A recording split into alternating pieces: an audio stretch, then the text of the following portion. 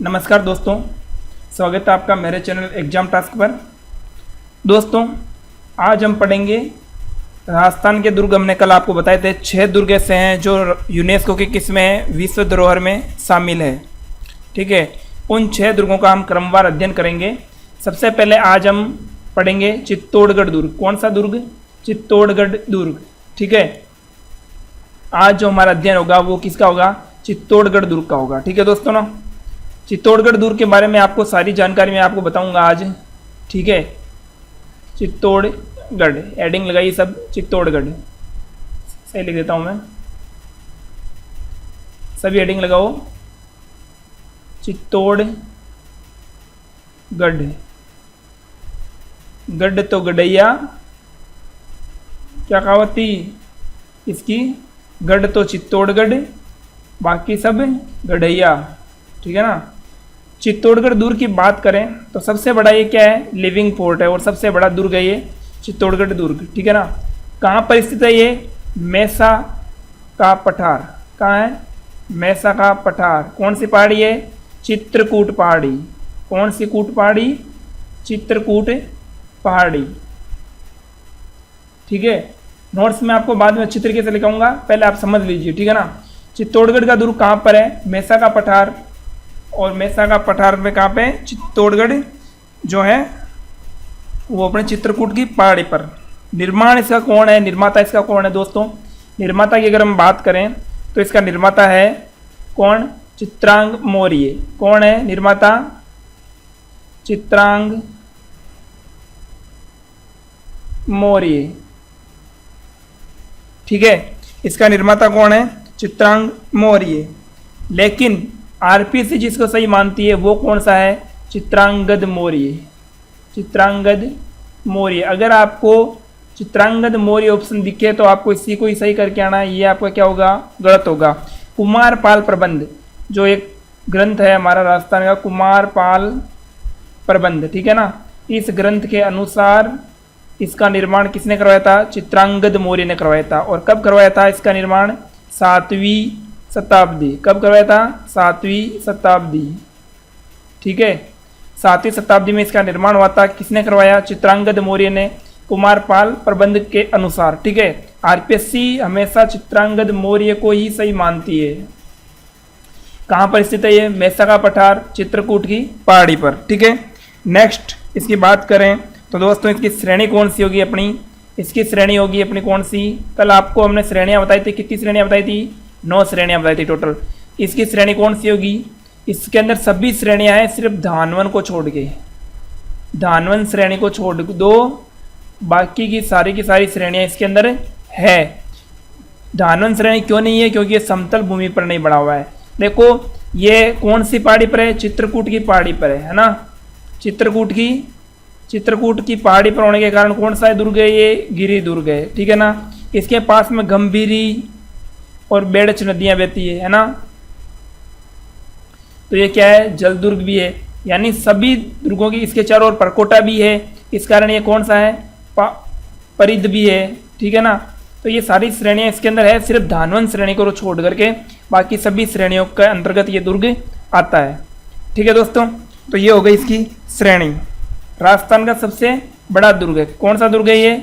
सबसे बड़ा दुर्ग है ये राजस्थान का। ठीक है ना। राजस्थान का सबसे बड़ा दुर्ग होने के कारण इसे क्या कहते हैं?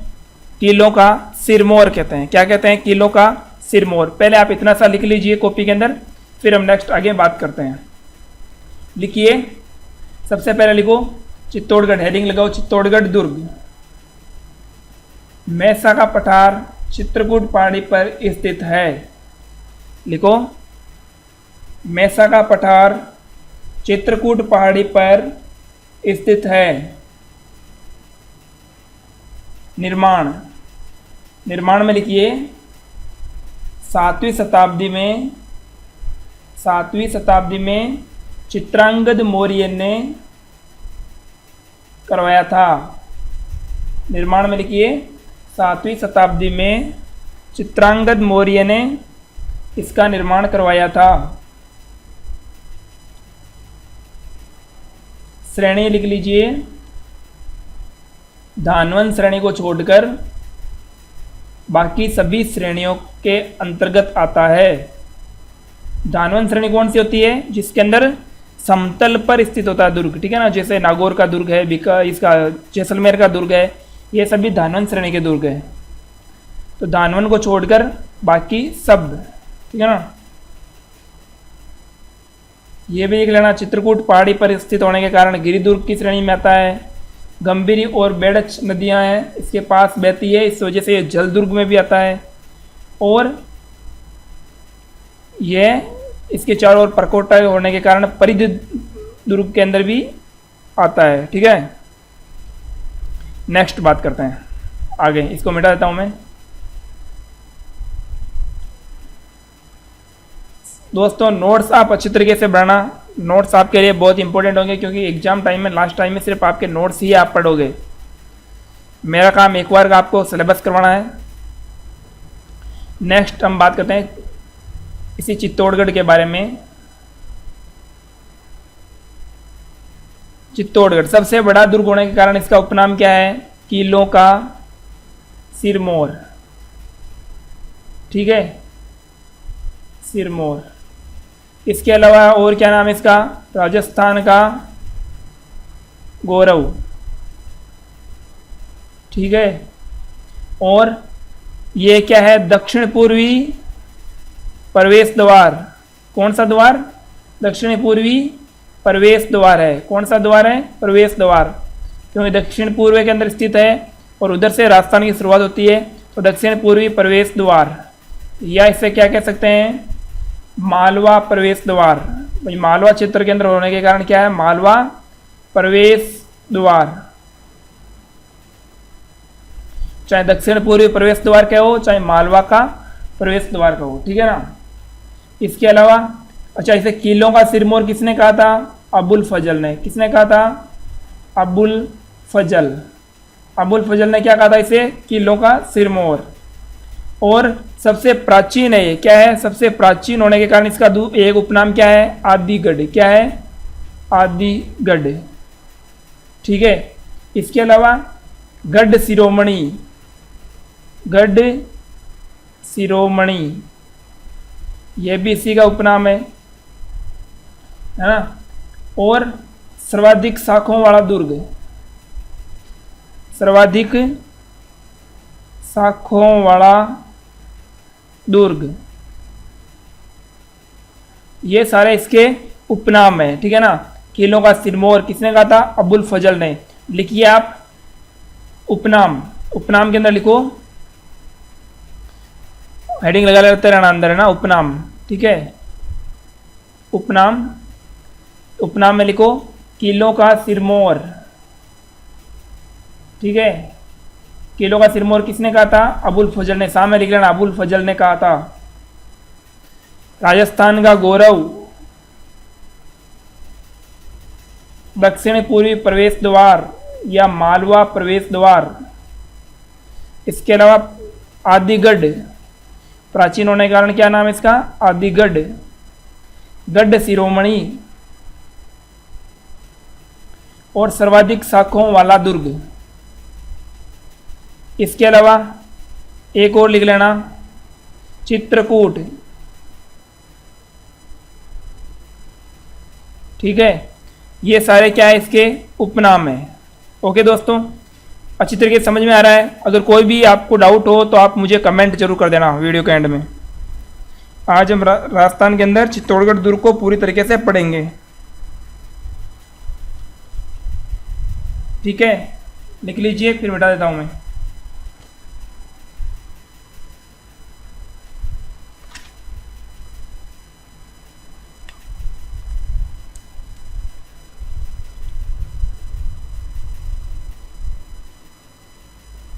लिख लिया?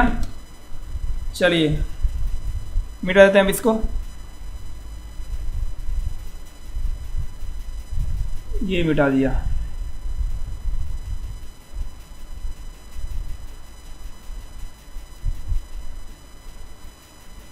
किसी को कोई प्रॉब्लम आ रही है तो कमेंट मुझे जरूर कर देना, ठीक है। और नोट्स आप साथ के साथ लिखते रहिए, बहुत अच्छी तरीके से मैं आपको नोट्स लिखाऊंगा, कुछ भी आपका छूटेगा नहीं इसके अंदर, नोट्स के अंदर। आगे बात करते हैं नेक्स्ट। कौन सा गढ़ पढ़ रहे हैं हम लोग? चित्तौड़गढ़। कौन सा? चित्तौड़गढ़। चलो सा, ये है अपना कौन सा गढ़? चित्तौड़गढ़। ठीक है, चित्तौड़गढ़। इसके अंदर क्या है? 6 अलग अलग प्रवेश द्वार बने हुए हैं। कितने प्रवेश द्वार है? 6 प्रवेश द्वार। पहला मुख्य प्रवेश द्वार जो मुख्य है और पहला है उसका नाम क्या है? पाडणपोल। क्या है? पाडणपोल। या इसका दूसरा नाम है परवनपोल। परवनपोल। या इसका अलग नाम और बोले तो हरिपोल। ठीक है, ये सारे इसी के नाम है, हरिपोल, परवनपोल, पाडणपोल। ये क्या है? मुख्य प्रवेश द्वार है। और यहाँ पर रावल बाघ सिंह की, किसकी? रावल बाघ सिंह की क्या बनी हुई है? छतरी। इसी प्रवेश द्वार पर रावल बाघ सिंह की छतरी बनी हुई है। रावल बाघ सिंह कौन था? द्वितीय साक्य के अंदर, जो इसमें इस टोटल इस दुर्ग के अंदर कितने साक्य हुए थे? कुल साक्य कितने हुए थे इस दुर्ग में? 3 साक्य हुए थे। जिसमें दूसरे साक्य के अंदर जो जिसने केसरिया किया था वो कौन था? रावल बाघ सिंह। और रावल बाघ सिंह की छतरी कहाँ पर है? पाडणपोल या परवनपोल या हरिपोल पर क्या है? रावल बाघ सिंह की क्या बनी हुई है? छतरी बनी हुई है। ठीक है, नेक्स्ट बात करें। दूसरा जो इसका दरवाजा है उसका क्या नाम है? भैरवपोल। क्या नाम है?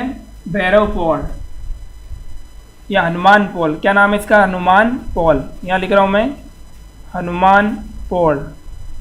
थोड़ा सा लिखने में दिक्कत आ रही है स्क्रीन पर, थोड़ी सी राइटिंग का आप ध्यान रखना। ठीक है, आप कॉपी में अच्छी राइटिंग से लिखें।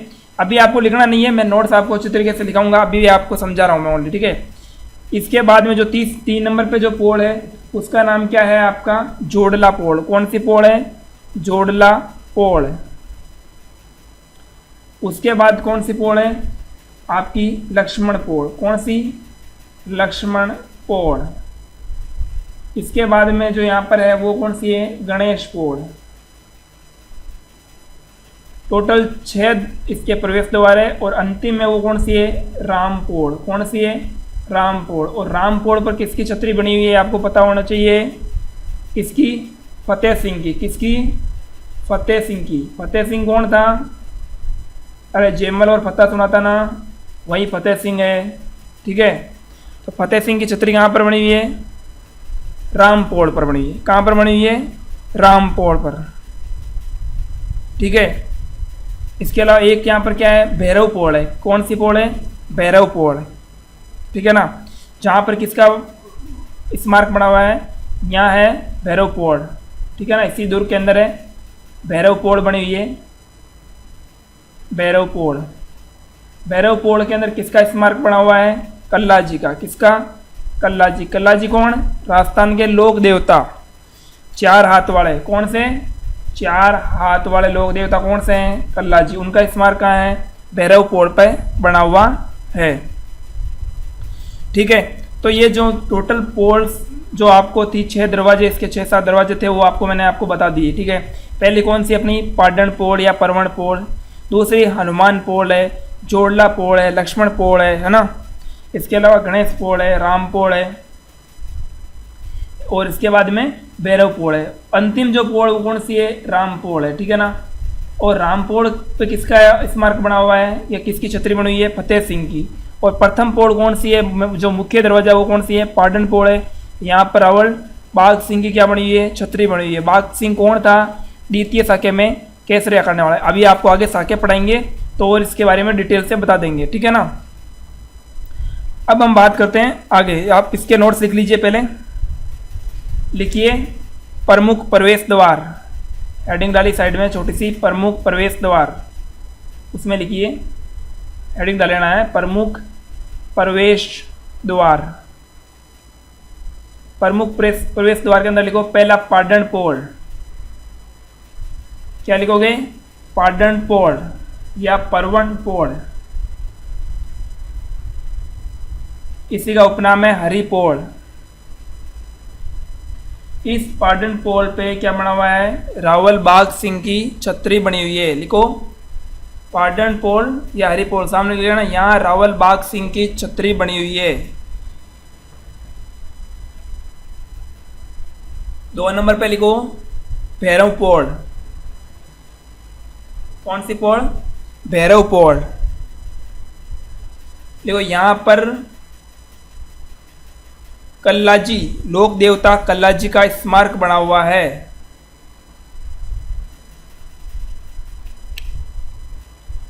अगले लिखिए हनुमान पौड़। यहां पर कुछ नहीं है। इसके बाद लिखो जोड़ला पौड़। जोड़ला, ठीक है ना, सही लिखना, लिख के दिखा दे रहा हूं आपको। ये ना जोड़ला पौड़।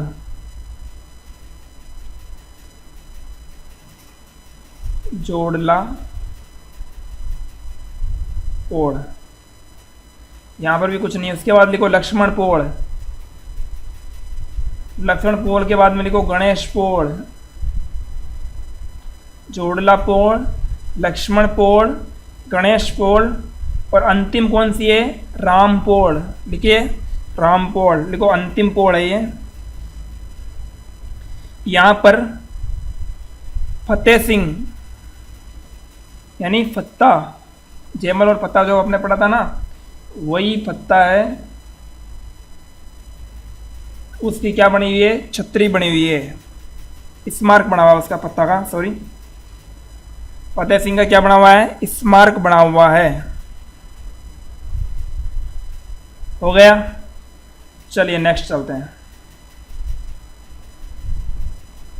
आगे चलते हैं चित्तौड़गढ़ में ही। नोट्स आप अच्छे तरीके से लिखते रहें, नोट्स का ध्यान रखें ना। नेक्स्ट बात करते हैं इसी दुर्ग के अंदर।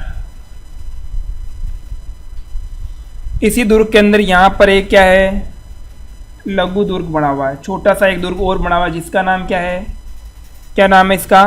नवलगढ़। क्या नाम है? नवलगढ़। इसी का दूसरा नाम क्या है? नवलखा भंडार। क्या है? नवलखा भंडार, ठीक है, नवलखा भंडार या नवलगढ़। इस दुर्ग के अंदर क्या रखे हुए हैं? हथियार रखे जाते हैं। यहाँ क्या रखे जाते हैं? हथियार रखे जाते हैं। इसका निर्माण किसने करवाया था? आपको पता होगा। इसका निर्माण कराया था किसने? बनवीर ने। किसने करवाया था? बनवीर ने। बनवीर कौन था? पृथ्वीराज का दासी पुत्र। पृथ्वीराज जो था राठौड़, उसका दासी पुत्र था ये बनवीर। इसने किसका निर्माण करवाया? यहाँ पर नवलगढ़, जो एक लघु दुर्ग है इस चित्तौड़गढ़ के अंदर, और यहाँ पर हथियार रखे जाते हैं, ठीक है, हथियार यहाँ पर रखे हुए हैं। जैसे यहाँ चित्तौड़गढ़ का ये लघु दुर्ग है ना नवलगढ़, उसी तरीके से कुंभलगढ़ का भी एक लघु दुर्ग है जिसका नाम है कटारगढ़, जो आपको आगे कुंभलगढ़ में पढ़ाएंगे हम लोग, ठीक है ना। तो ये बनवीर है, वो उड़ता जो राजकुमार था पृथ्वीराज राठौड़, उसका दासी पुत्र था, उड़ना राजकुमार का, ठीक है। इसके अलावा देखो आपको ये भी ध्यान रखना है कि नवलगढ़, ये नवलखा जो चीज़ है ना, वो जगह आएगी आपके, बता देता हूँ मैं आपको। एक तो देखो नवलखा क्या है? झील है। नवलखा झील कहाँ पर है? बूंदी के अंदर। कहाँ पर है? बूंदी में, ठीक है। इसके अलावा और क्या? नवलखा, नवलखा बावड़ी है। कहाँ है नवलखा बावड़ी? डूंगरपुर में। इसके अलावा नवलखा क्या है? दरवाजा है। ये कहाँ है? रणथंभौर में। कहाँ है? रणथंभौर में। ये आपको याद रखना है। नवलखा जो दुर्ग है या नवलखा भंडार या नवलगढ़ कहाँ पर है? चित्तौड़गढ़ के अंदर है। किसके काम आता है? हथियार रखने में काम आता है। किसने बनवाया था? बनवीर ने बनाया था। बनवीर कौन था? पृथ्वीराज का जो उड़ना राजकुमार है उसका दासी पुत्र था। इसके अलावा नवलखा झील कहाँ है? बूंदी में है। नवलखा बावड़ी डूंगरपुर में है। और नवलखा दरवाजा कहाँ है? रणथंभौर के अंदर है, ठीक है। इसके अलावा इस दुर्ग के अंदर क्या है? कुछ मंदिर है। मंदिर कौन कौन से हैं आपको बताता हूँ। देखो मंदिर मैं इधर लिख देता हूँ, ठीक है। थोड़ा सा राइटिंग में प्रॉब्लम आ रही है, आप एडजस्ट कर लेना, ठीक है। मंदिर, मंदिर में आपको बताता हूँ। एक तो कौन सा मंदिर है? तुलजा भवानी मंदिर। तुलजा भवानी मंदिर, तुलजा भवानी मंदिर किसने बनवाया था? ये भी इसी बनवीर ने बनाया था। इसी बनवीर ने बनाया था। इसके अलावा कौन सा मंदिर है, इसके अलावा मोक्कल मंदिर। कौन सा है, मोक्कल मंदिर, जिसका दूसरा नाम क्या है, सिद्धराज मंदिर। क्या नाम है दूसरा नाम, सिद्धराज मंदिर। ये भी किसने बनाया था, अपना मोक्कल ने, राणा मोक्कल ने बनवाया था। किसने बनवाया था, राणा मोक्कल ने बनवाया था। ठीक है, ये मंदिर अपने बाद में लिख लेंगे, पहले एक बार थोड़ा सा ये लिख लो, चित्तौड़गढ़ दुर्ग के अंदर लघु दुर्ग, लघु दुर्ग लिख लो, नवलगढ़ या नवलखा भंडार, जिसका निर्माण, नवलगढ़ या नवलखा भंडार चित्तौड़गढ़ में एक लघु दुर्ग है, जिसका निर्माण बनवीर ने करवाया था, जहां हथियार रखे जाते हैं। ठीक है, अब लिखो आप मंदिर, नेक्स्ट हेडिंग डालो मंदिर। पहला कौन सा बताया था मैंने आपको, तुलजा भवानी मंदिर, तुलजा भवानी मंदिर किसने बनवाया, बनवीर ने। इसके अलावा मोक्कल मंदिर, कौन सा मंदिर, मोक्कल मंदिर। मोक्कल मंदिर किसने बनवाया, अपना राणा मोक्कल ने। ठीक है, किसने बनवाया, राणा मोक्कल ने।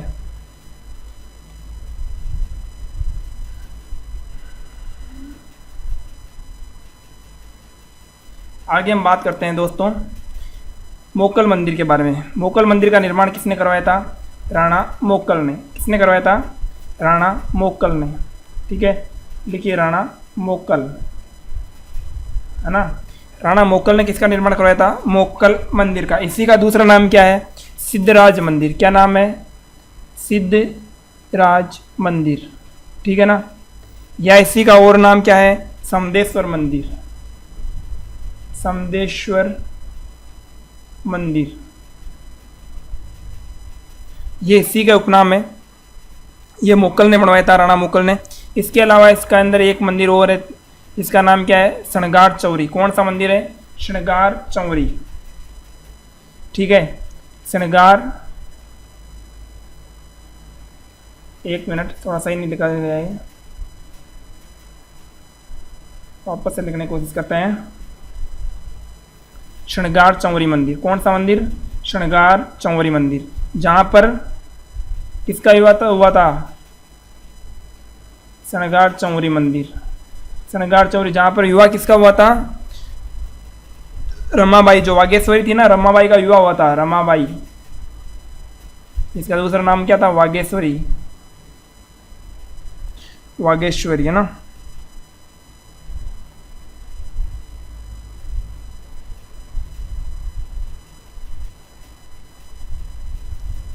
अभी आपको मैं नोट्स दिखाऊंगा अच्छे तरीके से, आप पहले देखते रहिए। ठीक है ना, शृंगार चौरी मंदिर है, और ये जो है वो एक शांतिनाथ जैन मंदिर है। ये क्या है, एक शांतिनाथ जैन मंदिर है। क्या है, जैन मंदिर है। कौन सा मंदिर, शृंगार चौरी वाला। ठीक है, इसके अलावा जो चौथा मंदिर है अपना, वो कौन सा है, मीरा मंदिर। आपको पता होगा मीरा मंदिर कहाँ है, चित्तौड़गढ़ के अंदर है। ठीक है, चित्तौड़गढ़ दुर्ग के अंदर। निर्माण किसने करवाया था मीरा मंदिर का, मीरा मंदिर का निर्माण किसने करवाया था, यहाँ पर राणा सांगा ने। किसने करवाया था, राणा सांगा ने।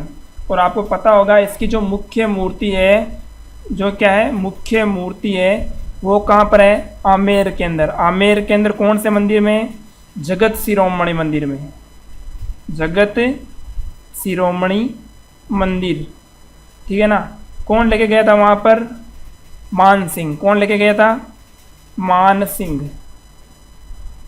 कब लेके गया था, हल्दी घाटी के युद्ध के समय। यहाँ मीरा मंदिर की जो मुख्य मूर्ति थी उसको आमेर के अंदर लेके गया था, कौन, मान सिंह, जो जगत शिरोमणि मंदिर है आमेर के अंदर, वहाँ पर लेकर के चला गया था। ठीक है, तो ये यहाँ पर कुछ मंदिर थे जिसका मैंने आपको बताया। इसके अलावा त्रिभुवन नारायण मंदिर भी है, जिसका निर्माण किसने करवाया, मोक्कल ने करवाया।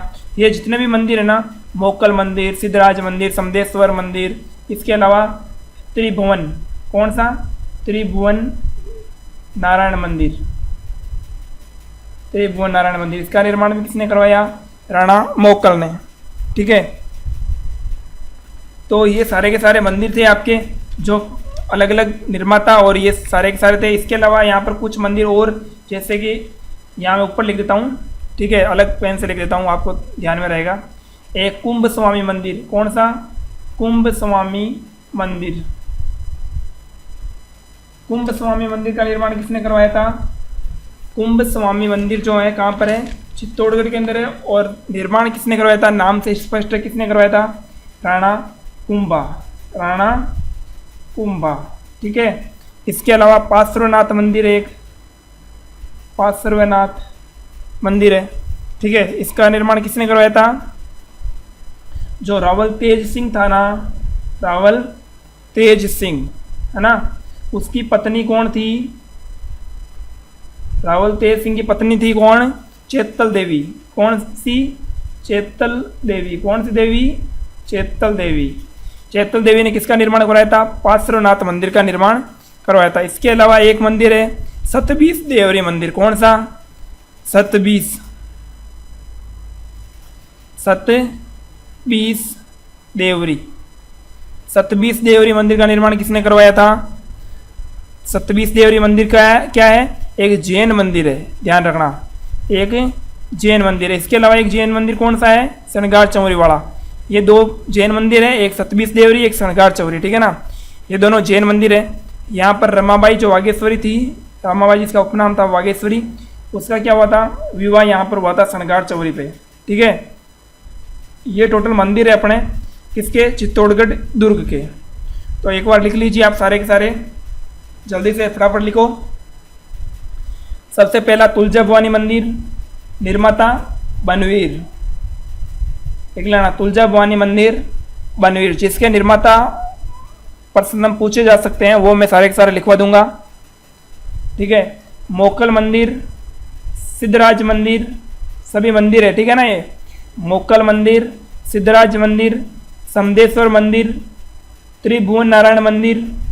ठीक है ना, त्रिभुवन नारायण मंदिर। इसके निर्माता कौन है? मोकल। कौन है? मोकल, राणा मोकल। इसके अलावा शनगार चौरी मंदिर, लिख लेना, ये एक जैन ये शांतिनाथ जैन मंदिर है।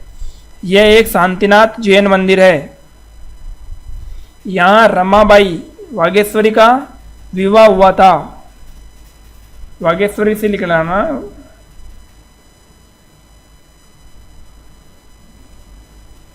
वागेश्वरी का क्या हुआ था? यहाँ पर विवाह हुआ था। मीरा मंदिर, निर्माता लिख लो राणा सांगा। मीरा मंदिर का निर्माता राणा सांगा। और इसी राणा सांगा ने मंदिर बनवाया था यहाँ पर, कौन सा? मीरा मंदिर, जिसकी मुख्य मूर्ति कहाँ है? आमेर के अंदर। कौन लेके गया था? मुख्य मूर्ति कहाँ है? आमेर के जगत शिरोमणि मंदिर में है, ध्यान रखना है ना। और कब कौन लेके गया था? मान सिंह लेकर के गया था हल्दी घाटी के युद्ध के समय। ठीक है, नेक्स्ट आगे हम पढ़ते हैं कुछ और। इसको मैं डिलीट कर देता हूँ, साफ कर देता हूँ। इसके अलावा ये भी लिख लेना, कुंभ स्वामी मंदिर राणा कुंभा ने बनवाया था। पार्श्वनाथ मंदिर रावल तेज सिंह की पत्नी चेतल देवी ने बनवाया था। और सतबीस देवरी मंदिर जो एक जैन मंदिर है। आगे चलें, नेक्स्ट।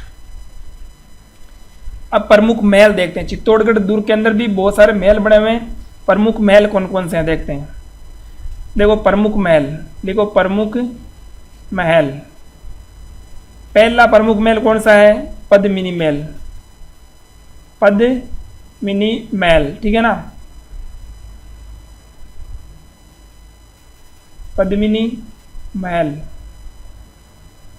ठीक है, इसके अलावा गोरा बादल महल, गोरा बादल महल। गोरा बादल कौन थे? रतन सिंह के सेनापति।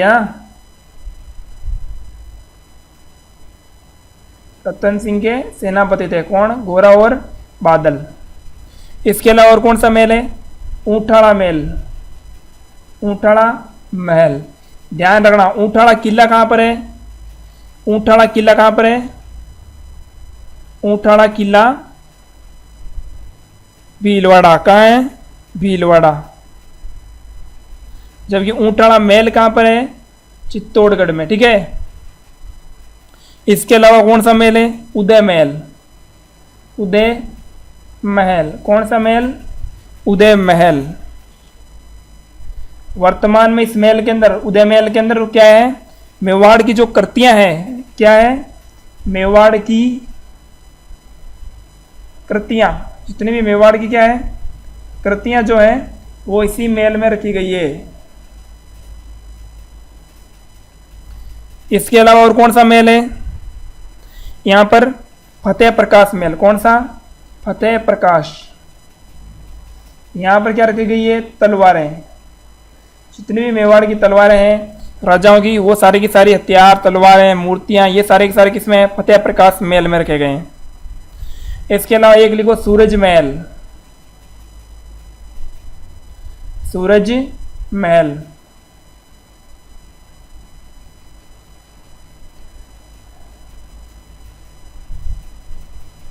ये सारे के सारे क्या हो गए अपने महल? कौन कौन से हैं? पद्मिनी महल है, घोराबादल महल, ऊंटाड़ा महल, उदय महल, जिसमें क्या रखी गई है? मेवाड़ की कृतियां। लिख लेना स्पेशली, है ना। फतेह प्रकाश महल जहाँ तलवारें हैं, मूर्तियां हैं, है ना। ये सारे के सारे कहाँ रखी गई है? फतेह प्रकाश महल में। इसके अलावा एक महल कौन सा है? सूरज महल। ये सारे के सारे चित्तौड़गढ़ के प्रमुख महल है। ठीक है। नेक्स्ट हम चलते हैं दोस्तों। अगर आपको लिखना है तो आप अच्छी तरीके से वीडियो को पॉज कर लो और उसके बाद में आप लिख सकते हो। आगे हम कुछ करते हैं क्योंकि क्लास ऐसे लंबी हो जाएगी इस वजह से। ठीक है।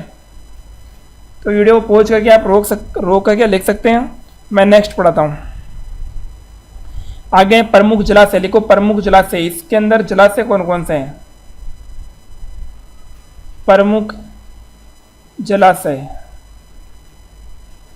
प्रमुख जलाशयों के अंदर लिखो, एक कौन सा है? भीमलत कुंड। कौन सा है? भीमलत कुंड।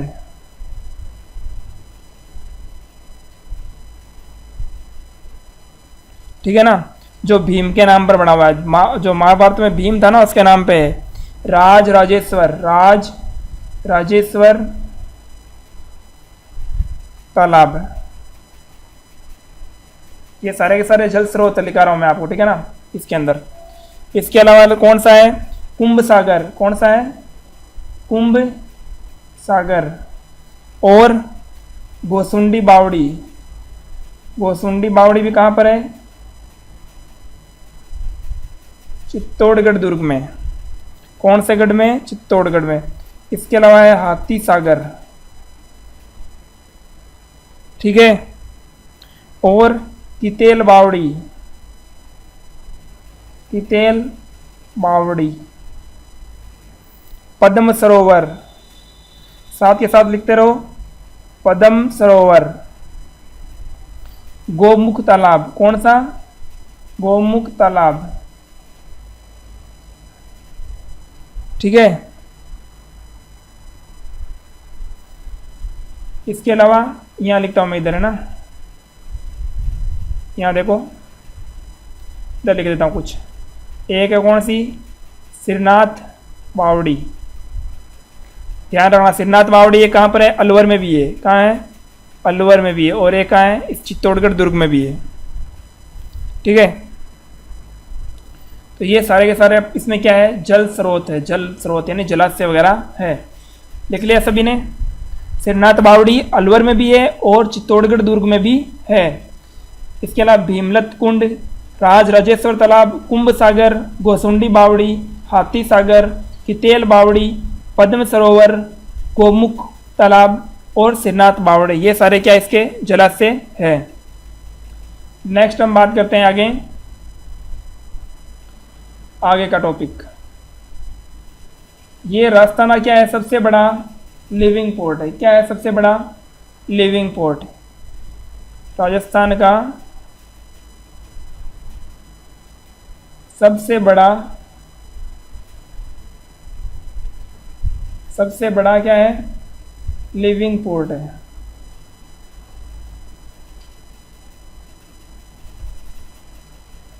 लिविंग पोर्ट है, ठीक है ना, लिख लेना।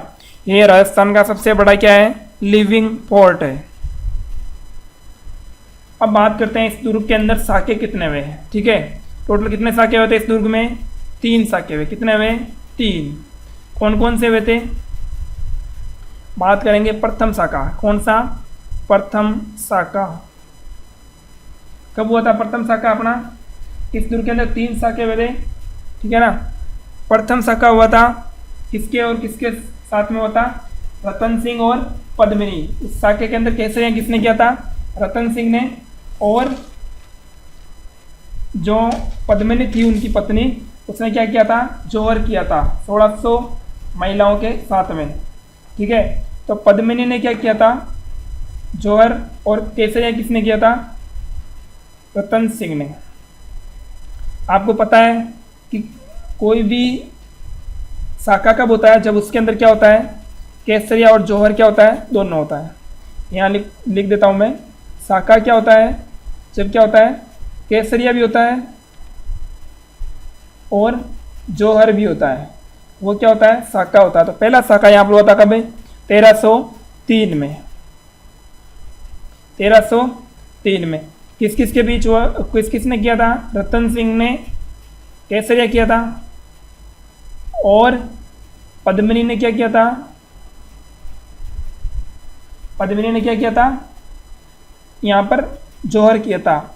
1303 में युद्ध हुआ था किसके बीच में, रतन सिंह और अलाउद्दीन खिलजी, ठीक है ना। अलाउद्दीन खिलजी और रतन सिंह के बीच क्या हुआ था, युद्ध हुआ था। और विजय कौन हुआ था, अलाउद्दीन खिलजी। एक के कौन हुआ था, विजय हुआ था, यानी जीत किसकी हुई थी, अलाउद्दीन खिलजी की। तो यहाँ पर केसरिया किसने किया था, रतन सिंह ने, और जौहर किया था पद्मिनी ने, ठीक है। और इसके बाद इस दुर्ग का नाम, जो अलाउद्दीन खिलजी है उसने इसका नाम बदल के क्या कर दिया, खिजराबाद। क्या कर दिया, खिजराबाद। ये था इसका प्रथम साका, ठीक है। इस युद्ध की जो जानकारी है वो मैं मलिक मोहम्मद जायसी का जो ग्रंथ था, कौन सा, पद्मावत। किसका लिखा हुआ था, मलिक मोहम्मद जायसी। मलिक मोहम्मद जायसी। इसके अंदर में क्या मिलती है, इस युद्ध की जानकारी मिलती है। लिखो, प्रथम साका 1303 में रतन सिंह और अलाउद्दीन खिलजी के मध्य युद्ध हुआ था, विजय हुआ था अलाउद्दीन खिलजी। इसमें केसरिया किया था रतन सिंह ने और गोरा और बादल ने। केसरिया किसने किया था, रतन सिंह ने और गोरा और बादल ने। और जौहर किया था पद्मिनी ने। पद्मिनी कौन थी, सिंघल द्वीप के राजा गंधर्व सेन की पुत्री थी।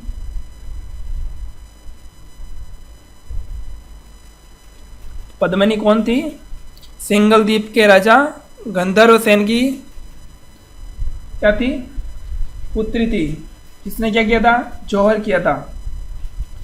और अलाउद्दीन ने इस युद्ध के बाद में इस चित्तौड़गढ़ दुर्ग का नाम क्या रख दिया था, खिजराबाद। क्या रख दिया था, खिजराबाद। और इस युद्ध की जानकारी कहाँ से मिलती है, पद्मावत ग्रंथ से, जो मलिक मोहम्मद जायसी द्वारा रचित है। इसके बाद हम बात करते हैं दूसरे साके की। दूसरा साका कब हुआ था आपका, दूसरा साका कब हुआ था, अभी मैंने आपको पहले बताया था कि रावल बाग सिंह की छतरी बनी हुई है कहाँ पर, पाटनपोड़ पर। वो रावल बाग सिंह यहीं पर था दूसरे साके में। हम बात करते हैं किसकी, दूसरा साका की। दूसरा साका कब हुआ था, 1534 में। इस समय विक्रमादित्य क्या था, छोटा था। विक्रमादित्य क्या था, छोटा था। तो विक्रमादित्य की तरफ से कौन था, रावल बाग सिंह। और सामने किसकी सेना थी, सामने किसकी थी, बहादुर शाह की। बहादुर शाह जो है उसकी सेना थी सामने, और यहाँ पर विक्रमादित्य मेवाड़ के अंदर था, जिसकी तरह विक्रमादित्य क्या था, छोटा था। इस वजह से रावल बाघ सिंह ने सेना की कमान संभाल रखी थी। और रावल बाघ सिंह क्या करता है, युद्ध करता है, और इस युद्ध के अंदर विजय हो जाता है कौन, बहादुर शाह। विजय कौन होता है, बहादुर शाह। जब बहादुर शाह विजय हो जाता है तो जो रावल बाघ सिंह है वो क्या करता है, केसरिया। क्या करता है, केसरिया। और इसकी जो पत्नी है कर्मावती, रानी कर्मावती, वो क्या करती है, जोहर करती है। क्या करती है, जोहर करती है। ठीक है। और इससे पहले इस रानी कर्मावती ने, आपको पता होगा कि कहाँ पर राखी भेजी थी, हुमायूं के पास में राखी भेजी थी। लेकिन हुमायूं यहाँ पर पहुंचा, इससे पहले ये युद्ध खत्म हो चुका था और रानी कर्मावती ने क्या कर चुकी थी, जोहर कर चुकी थी। ठीक है ना। यहाँ पर केसरिया किसने किया था, बाघ सिंह ने, जिसकी छतरी कहाँ पर बनी हुई है, पाटणपोड़। पाटणपोड़ जो मुख्य दरवाजा है किसका, चित्तौड़गढ़ दुर्ग का, वहाँ पर किसकी छतरी बनी हुई है, रावल बाघ सिंह की। ठीक है। तो लिख लो। दूसरा साका 1534 में विक्रमादित्य और बहादुर शाह के बीच युद्ध हुआ था, जिसमें विक्रमादित्य छोटा होने के कारण रावल बाघ सिंह ने सेना का नेतृत्व किया। इस युद्ध में रानी कर्मावती ने हुमायूं को राखी भेजी थी।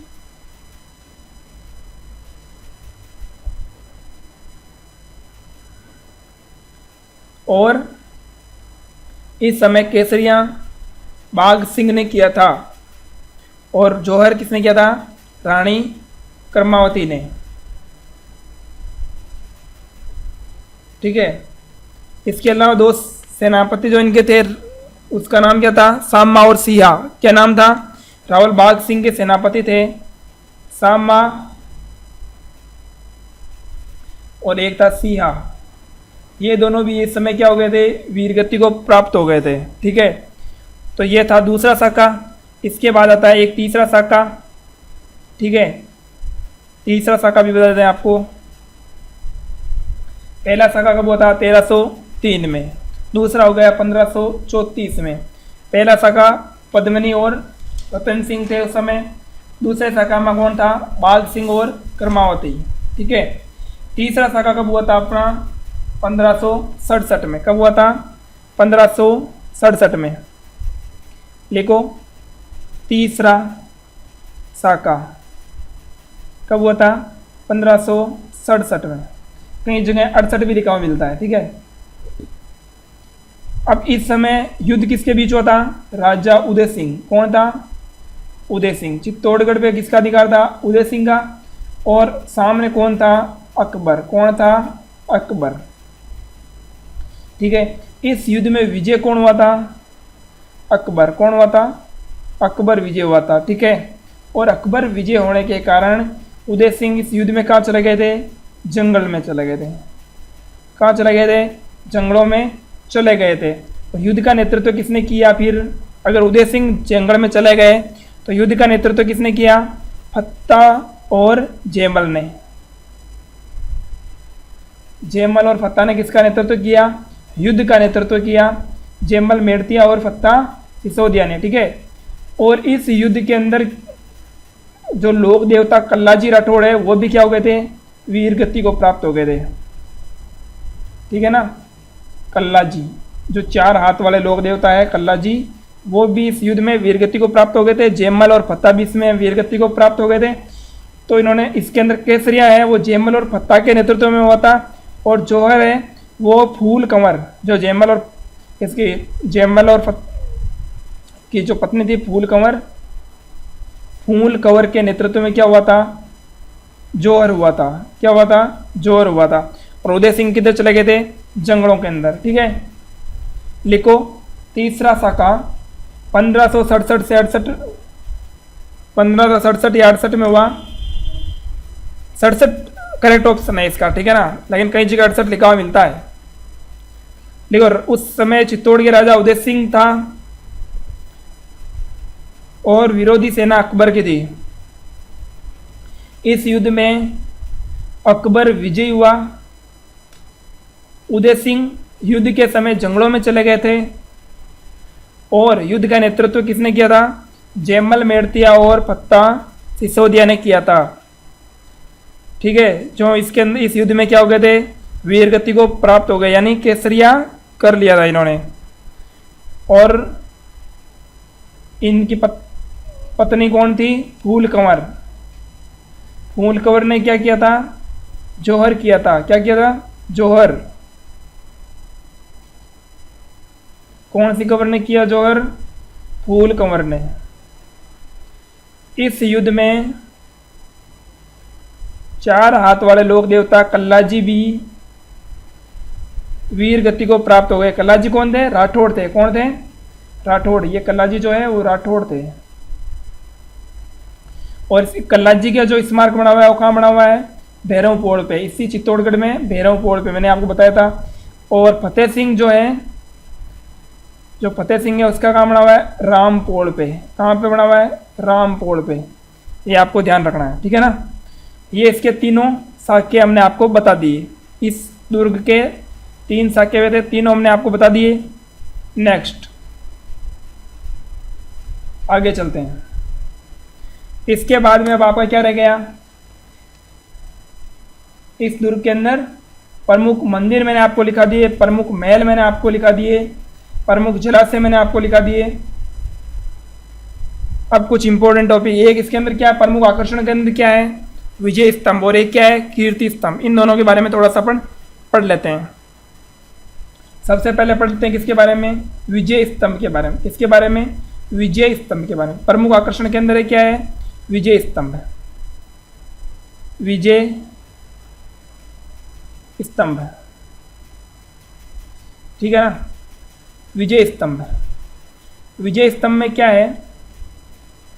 इसका दूसरा नाम, पहले तो विजय स्तंभ का और क्या क्या नाम है देखो। विष्णु ध्वज, ठीक है। एक बार मैं साफ करके अच्छे से लिखता हूं। विजय स्तंभ है ना, विजय स्तंभ, जिसका दूसरा नाम क्या है? विष्णु ध्वज। क्या है? विष्णु ध्वज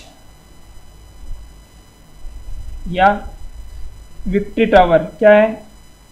विक्ट्री टावर या जय स्तंभ। क्या है? एक ही बात है, चाहे विजय स्तंभ का हो, जय स्तंभ का हो या विक्ट्री टावर का हो, ठीक है, या विष्णु ध्वज। ये सारे इसके उपनाम है। किसने करवाया था इसका निर्माण? देखो निर्माता कौन है इसका? राणा कुंभा। कौन है? राणा कुंभा। राणा कुंभा ने किसके उपलक्ष्य में करवाया था इसका? सारंगपुर विजय। कौन सी विजय? सारंगपुर। सारंगपुर विजय। सारंगपुर विजय की खुशी में विजय स्तंभ का निर्माण करवाया था, ठीक है ना। इसका जो वास्तुकार था वो कौन था?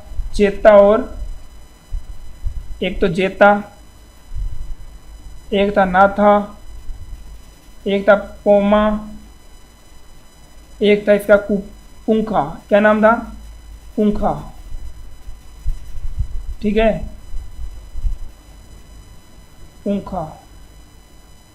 ये सारे इसके क्या थे? वास्तुकार थे। अब देखो विजय स्तंभ की जो ऊंचाई है, ये जो अपना विजय स्तंभ है, इसकी जो ऊंचाई है टोटल वो कितनी है? 122 फीट, ठीक है। इसके अंदर जो सीढ़ियाँ लगी हुई है, क्या लगी हुई है? सीढ़ियाँ। कितनी सीढ़ियाँ हैं इसके अंदर? टोटल सीढ़ियाँ कितनी है? 157 सीढ़ियाँ। कितनी सीढ़ियाँ हैं? 157, ठीक है। इसके अलावा ये किसको समर्पित है? भगवान विष्णु को समर्पित है। किसको? भगवान विष्णु को समर्पित है, ठीक है। भगवान विष्णु को क्या है? समर्पित है। इस दुर्ग में जो सीढ़ियाँ वो कितनी है?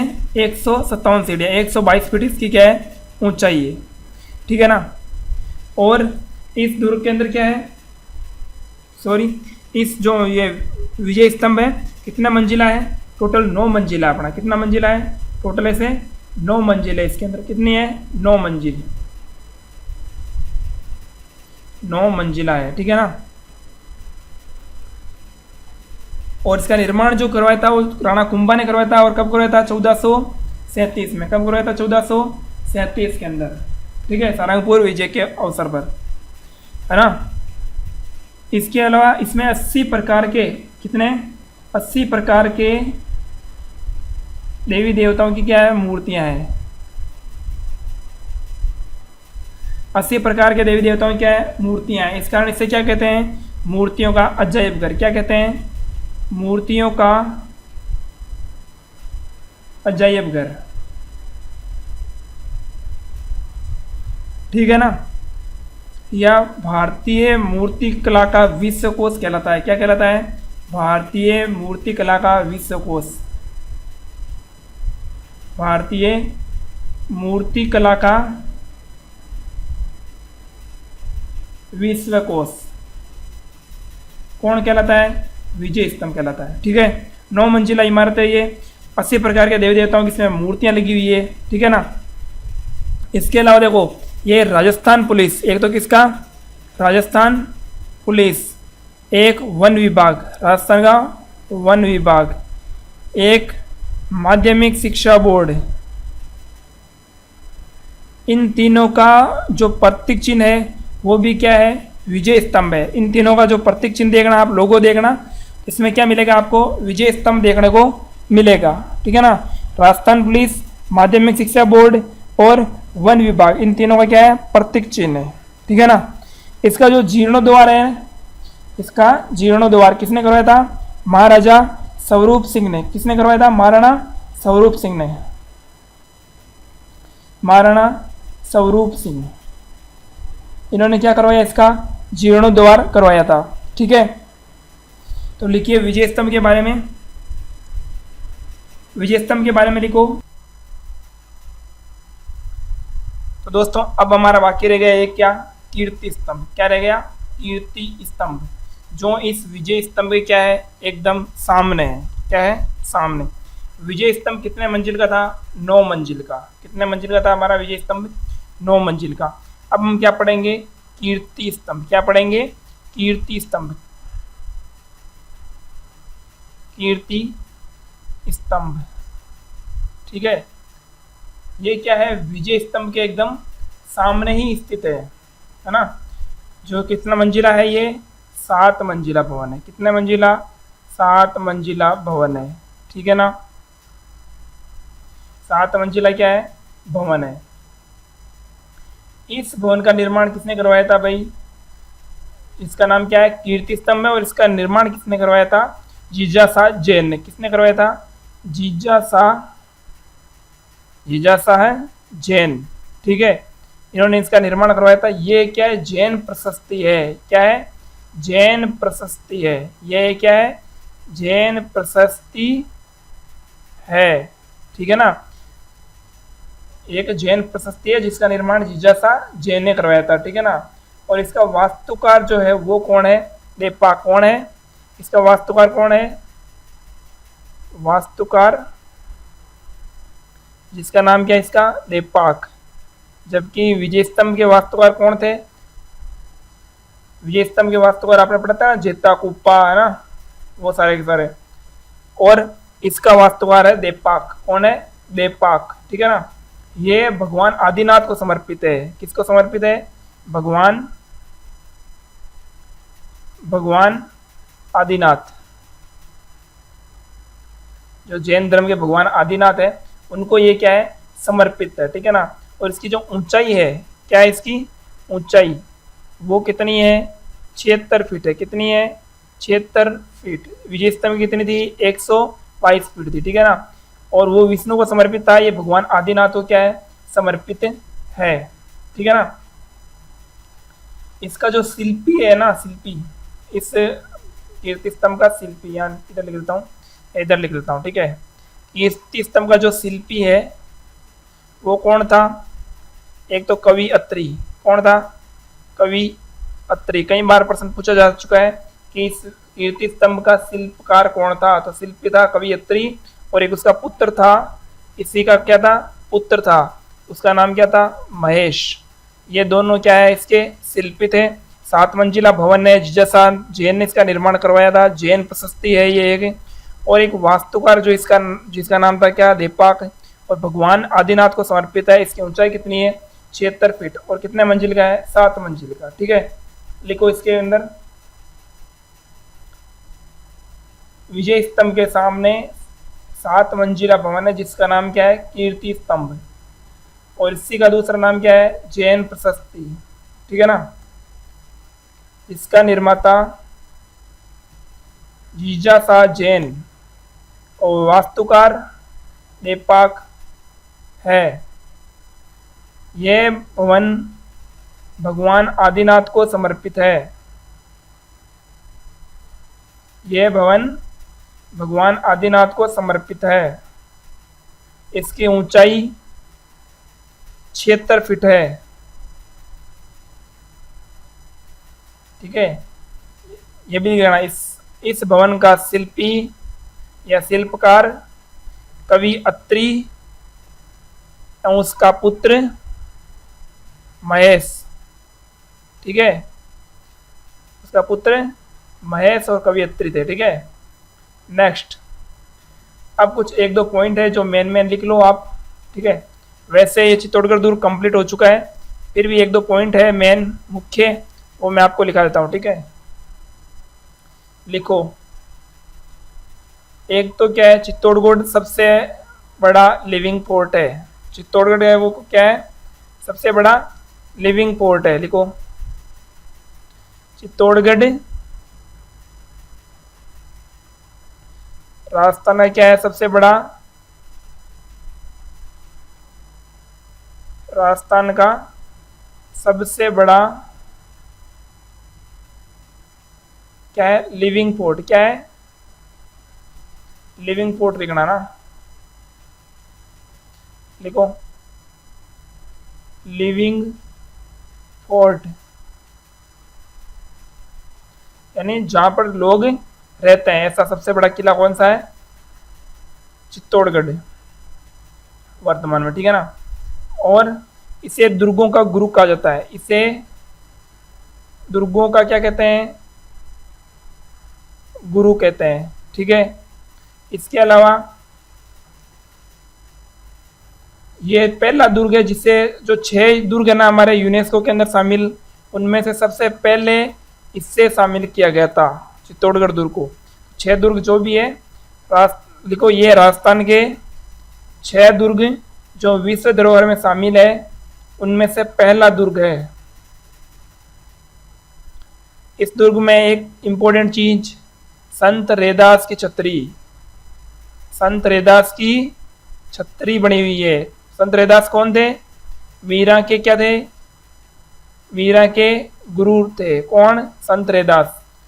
और क्या है, और उसी मीरा का क्या मंदिर भी है, मीरा का मंदिर भी है। मैंने बताया भी था, मंदिर पढ़ाया तो। मीरा का मंदिर है जिसका निर्माण किसने करवाया था, राणा सांगा ने।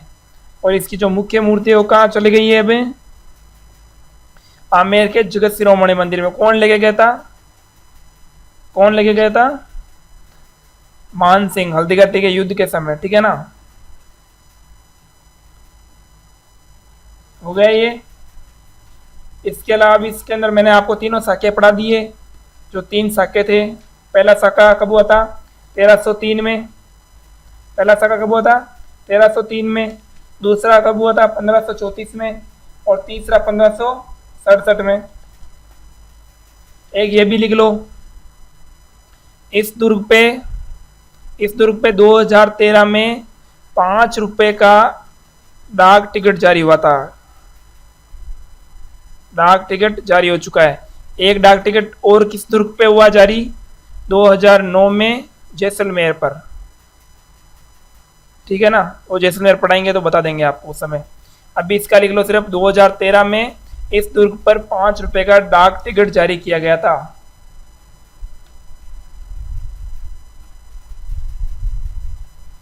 ठीक है दोस्तों, ये हमारा था पूरा चित्तौड़गढ़ ठीक है ना। कहावत मैंने इसका जो दोहा है वो मैंने पहले आपको बता दिया, कौन सा दोहा है, गढ़ तो चित्तौड़ बाकी सब गडैया। कौन सा दोहा था, बोलो, गढ़ तो चित्तौड़ बाकी सब गडैया, लिख लेना दोहा भी, ठीक है। गढ़ तो चित्तौड़ बाकी सब गडैया, ठीक है। ये इसका कहावत है इसके बारे में, ठीक है। तो ये सारे का सारा मैंने आपको बता दिया चित्तौड़गढ़ दुर्ग के बारे में, ठीक है। अब हम कल जो पढ़ेंगे वो हमारा जो दुर्ग होगा वो कौन सा होगा, अब अगला कुंभलगढ़। कौन सा होगा, कुंभलगढ़। कल हम पढ़ेंगे कुंभलगढ़। ये जो 6 दुर्ग है ना यूनेस्को की विश्व धरोहर में जो शामिल है, वो 6 दुर्ग हम लोग को क्या करना है, अच्छे से पढ़ने हैं। बाकी सब छोटे छोटे हैं, ये थोड़े बड़े दुर्ग है, इसलिए मैं आराम से पढ़ा रहा हूँ और मोस्टली क्वेश्चन इन्हीं में से पूछा जाता है। इस वजह से इनको अच्छे तरीके से आप नोट्स बना लीजिए। अगर आप कहीं छूट गए हैं तो आप वापस बैक लेकर के वीडियो को नोट्स बना सकते हो अच्छी तरीके से। राइटिंग 1-2 दिन के अंदर और मैं सही करने की कोशिश कर रहा हूँ। थोड़ी सी राइटिंग में ऐसा लग रहा है मुझे भी कि हाँ राइटिंग थोड़ी सी कमज़ोर आ रही है। तो आप सब क्या करना है, अब आपको वीडियो को क्या करना है, सबसे पहले तो आपको वीडियो को लाइक करना है, ठीक है। अगर वीडियो अच्छा लगा तो, और एक तो वीडियो को लाइक कर देना, और जो चैनल है अपना उसको क्या करना है, सब्सक्राइब करना है। क्या करना है, सब्सक्राइब करना है, ठीक है ना। उसके अलावा जितने भी आपके ग्रुप है उसमें क्या करना है, शेयर करना है वीडियो को, ठीक है। ये आपको 3 काम होमवर्क नोट्स के अलावा करना है, ठीक है ना। एक तो वीडियो को लाइक करना है, सब्सक्राइब करना है और शेयर करना है, ठीक है। और ज़्यादा से ज़्यादा लोगों को अपने साथ में जोड़ना है। जल्दी आपके टेस्ट सीरीज में शुरू कर रहा हूँ, ठीक है ना, जिसके अंदर बहुत सारे क्वेश्चन आपको यहाँ लाइव भी कराएंगे और कुछ क्वेश्चन आपको करने के लिए भी देंगे, ठीक है। बहुत अच्छे अच्छे क्वेश्चन कराएंगे आप सबको।